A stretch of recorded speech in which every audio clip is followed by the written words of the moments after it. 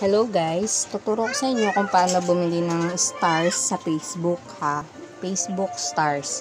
Okay, so pag naglagin na kayo sa Facebook nyo, dito need nyo ng GCash or PayPal. So click nyo lang yung Facebook nyo, then punta kayo dun sa merong Reels. Kunwari dito kay Rich Sky, click nyo siya.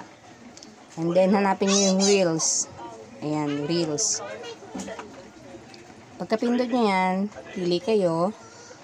Ayan, makikita nyo yung star button na to sa taas. Click nyo din to.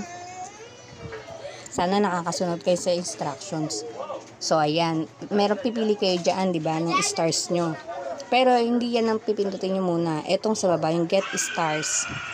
So, pagka-click, ayan, makikita nyo, bibili kayo dyan.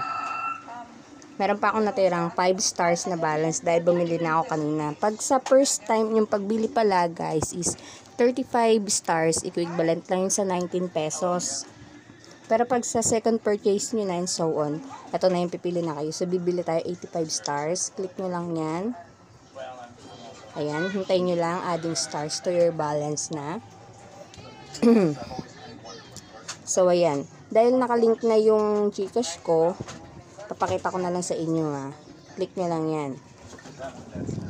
Then, pipili kayo ng kung anong payment option nyo. So, sa akin kasi is GCash ang tinap ko, kaya add GCash lang yan. Click nyo lang yung GCash na yan. Then, ililink nyo lang yung GCash nyo dito sa Facebook nyo. I-confirm nyo lang, i-verify nyo. And then, yun na. So, balik tayo dito sa payment ko. Pagka na-link nyo na yung GCash number nyo dito sa Facebook nyo, one tap buy na lang kayo. Okay, one tap buy, click. And then, magpa-process na yan. Kusa na yung magpa-process. Yan, payment successful.